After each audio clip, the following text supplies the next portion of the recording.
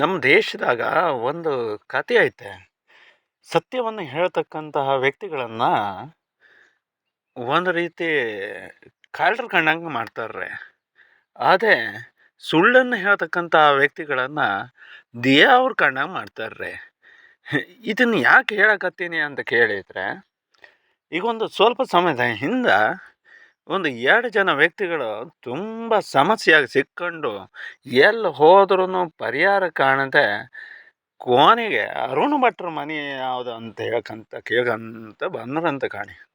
ಅಲ್ಲಿ ಬರೋದೇ ತಡ 2 ಜನ ವ್ಯಕ್ತಿಗಳ ಹತ್ರ ಕೇಳಿದ ತಕ್ಷಣ ಅವ್ರು ಹೇಳಿದ್ರಂತೆ, ಅವ್ರಿದ್ದಲ್ಲಿ ಯಾಕಪ್ಪ ಹೋಗ್ತಿ, ಅವ್ರು ಏನು ಪ್ರಯೋಜನ ಇಲ್ಲ, ಹೇಳೋದಲ್ಲ ಬರೀ ಇಲ್ದಕ್ಕಿರೋ ಓಳ್ಗಳು, ಸುಮ್ಮನೆ ಯಾಕಪ್ಪ ಹೋಗ್ತಿ, ಹಾಗೆ ಹೀಗೆ ಅಂತ ಹೇಳಿದ್ರಂತೆ.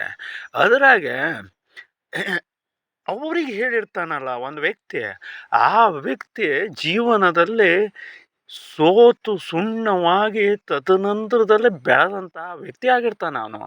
ಮತ್ತು ಸಾವಿನ ದವಡೆಗೆ ಹೋಗಿ ಬಾಗಿಲನ್ನು ತಟ್ಟಿ ಬದುಕಿ ಬಂದು ಜನರ ಮುಖದಲ್ಲಿ ಮಂದಹಾಸವನ್ನು ಬೀರದಂಥವನಾಗಿರ್ತಾನೆ.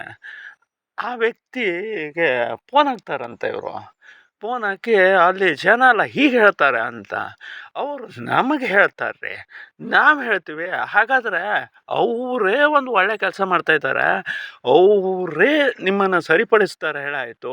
ಹಾಗಾದ್ರೆ ಯಾಕೆ ಸುಮ್ಮನೆ ಮುಂದಕ್ಕೆ ಬರ್ತೀರ್ರಿ, ಅಲ್ಲೇ ಅವ್ರ ಹತ್ರನೇ ಸರಿಪಡಿಸ್ಕೊಳಕ್ಕೆ ಹೇಳ್ರಿ ಅಂತ ಹೇಳ್ತೀವಿ. ನಮಗಾಗೋಗೋದು ಏನೈತ್ರಿ, ಏನೂ ಇರಲ್ಲ. ಆಗ ಆ ವ್ಯಕ್ತಿಗಳು ಆತನಿಗೆ ಹೇಳಿದ್ರಂತೆ, ನೋಡಪ್ಪ ನೀನೇನಾದ್ರು ಸರಿಪಡಿಸ್ತೀಯ ಹೇಳಾದ್ರೆ ಸರಿಪಡಿಸು, ಅದು ಅಲ್ಲಗಿದ್ರೆ ಕೇಳಿದ ದಾರಿಯನ್ನು ಗೊತ್ತಿದ್ರೆ ತೋರಿಸು, ಅದಲ್ಲದೆ ಇದ್ರೆ ಗೊತ್ತಿಲ್ಲ ಇನ್ಯಾರನ್ನಾರು ಕೇಳಿ ಅಂತ ಹೇಳು ಅಂತ ಹೇಳೋದಾಗಿ ಹೇಳಿದ್ರಂತೆ. ಹೆಂಗೈತಪ್ಪ ನಮ್ಮ ದೇಶದ ಕತೆ ಕಾಣಿ.